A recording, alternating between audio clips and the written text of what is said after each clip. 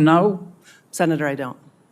Have you followed up with the U.S. attorneys to say, do you have a system to say, hey, we're about to let this guy out? Would we want to be sure the victim's contacted? As a former victim's advocate, I share that value, that victim notification should happen. I'll check on the process. But you don't know if it's happening. That's correct, Senator. Wow. Okay, of the 30,000 criminals you let free, how many of them have come back? Have committed a crime again, hurt somebody else? So that number is one that we're still looking at as it relates to the recidivism rate for those that were released on the First Step Act. You don't have any idea? No, Senator. You don't have anybody at the Bureau that can count? I do not have that number in front of me today, So let me Senator. get this straight. The First Step Act was passed in 2018. This is 2024. Am I right so far? That's correct. That's 6 years. And in 6 years, you've let 30,000 criminals go, right? That's correct. And you don't have the slightest idea how many of them committed another crime and came back. I don't have that number in front of me today, And you sir. run the Bureau of Prisons. That's correct. And how many employees do you have? About 40,000 employees. Oh, my God. Okay, so you just saw that clip. Stay with me, because what you just witnessed is one of the most important exchanges I've seen in a congressional hearing in a long time. And I'm not being dramatic. Senator John Kennedy just asked what should be the most basic, obvious questions imaginable. You released 30,000 people from federal prison. How many of them went back and hurt somebody? That is not a trick question. That is not a gotcha. That is the minimum standard of accountability the American public deserves from the people running these institutions. And the director of the Bureau of Prisons, a woman who oversees 40,000 employees, sat there and said she didn't know. Didn't know about victim notifications. Didn't know the recidivism numbers. Just didn't know. We're going to watch the full video together, and I want you to pay close attention.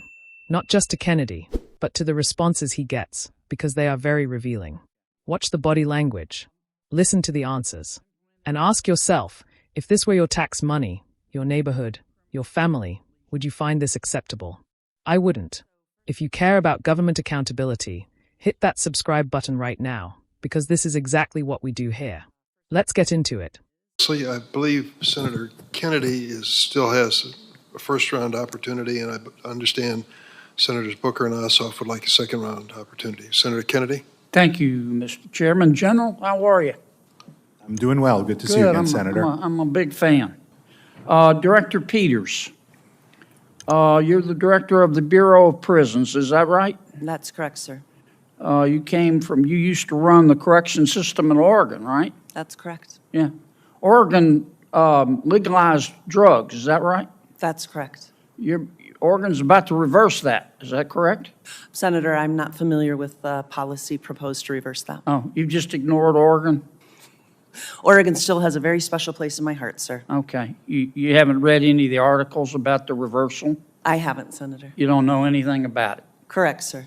Okay, wow. You're in charge of implementing the First Step Act, Director? That's correct. How many criminals have you released under the First Step Act?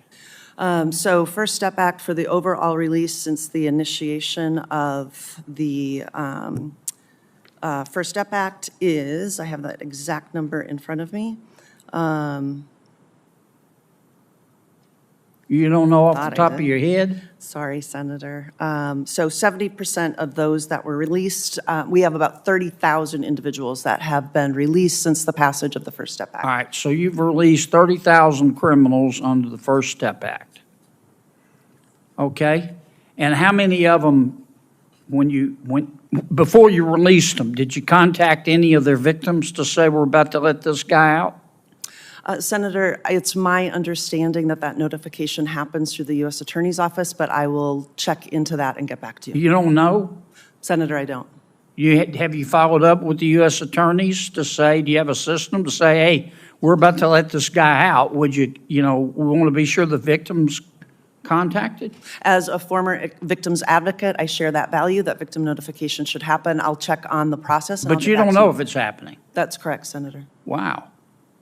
Okay, of the 30,000 criminals you let free, how many of them have come back?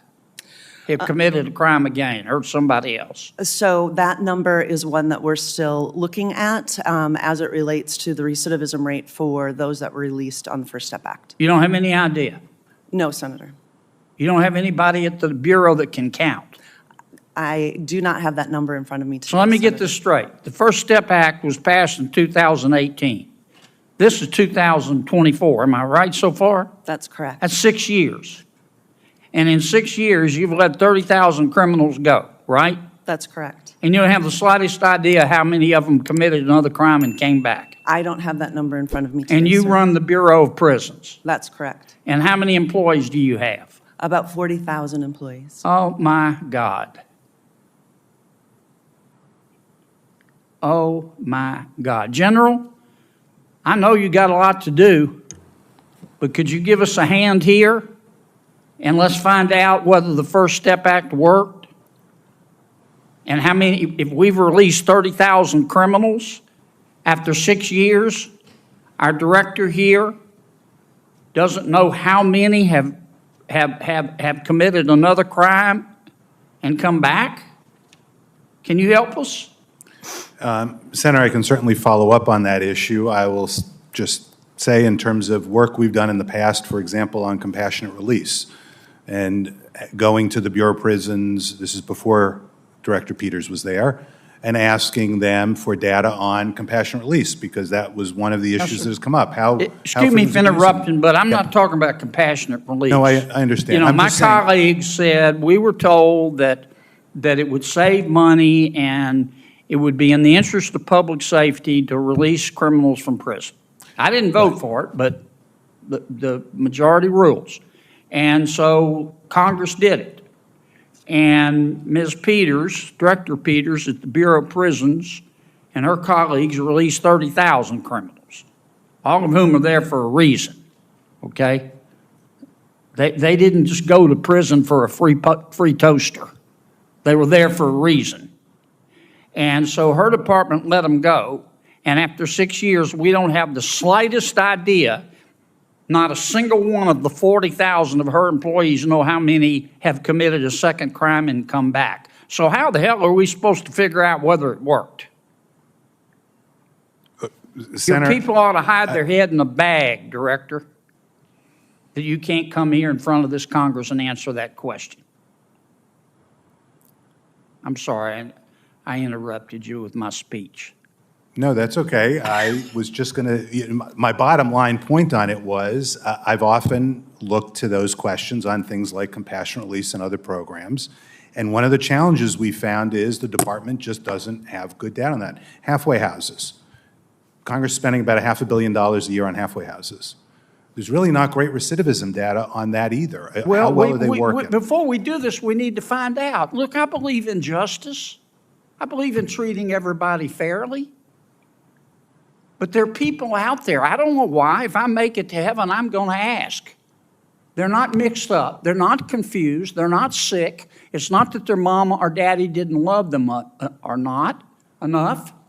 They just hurt other people, and they take other people's stuff, and we have to separate them from society. And the director let 30,000 of these folks go and can't tell me today how many have come back. I just find it takes my breath away. With 40,000 people.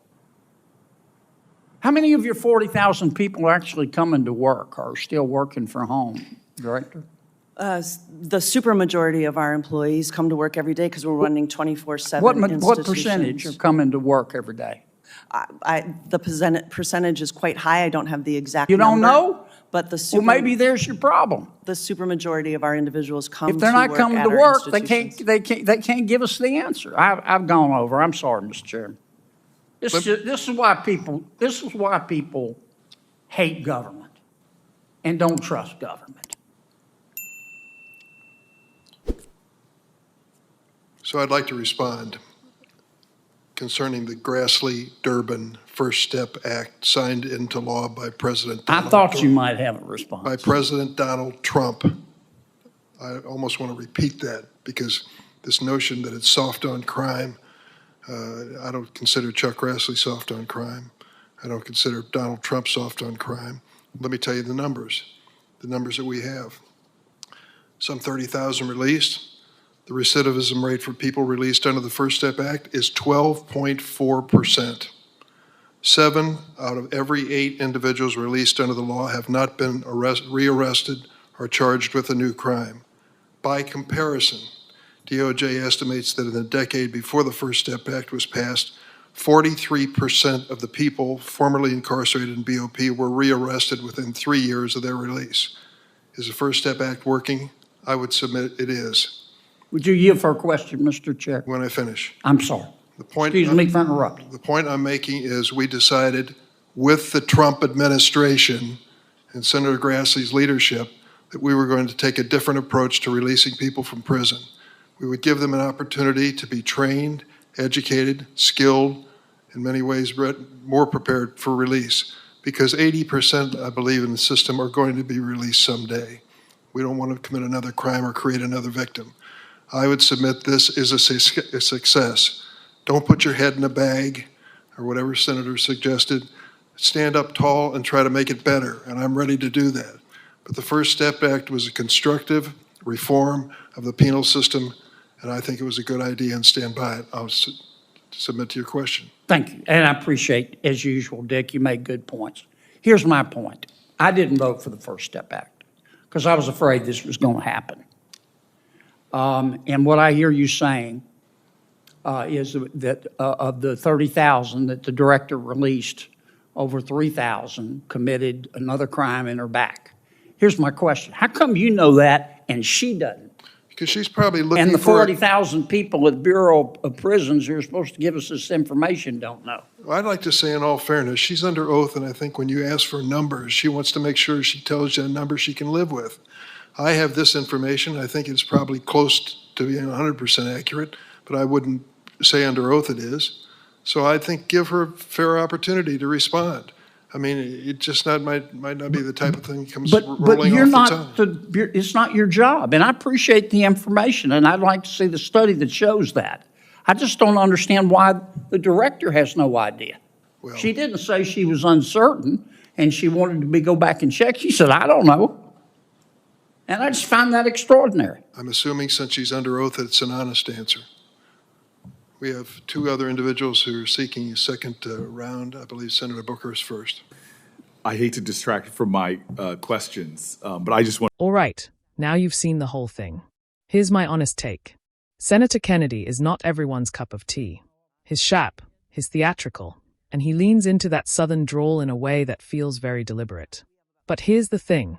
None of that matters when the questions themselves are solid. And these questions were solid.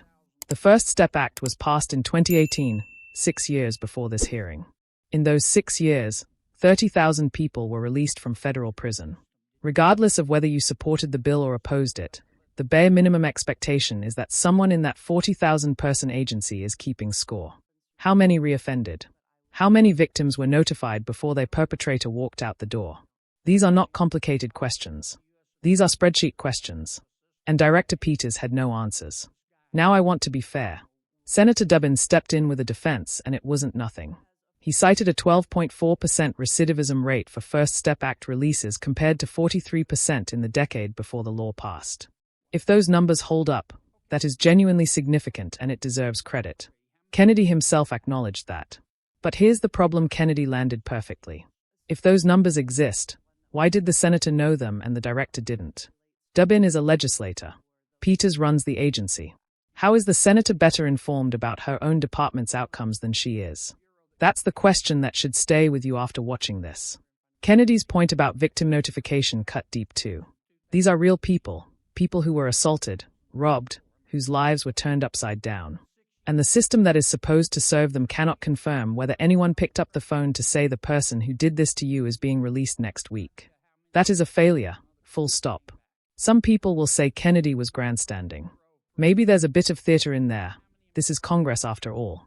But grandstanding and being right are not mutually exclusive. And Kennedy was right. You cannot evaluate a policy you have no data on. You cannot call something a success when the agency running it cannot measure its own outcomes.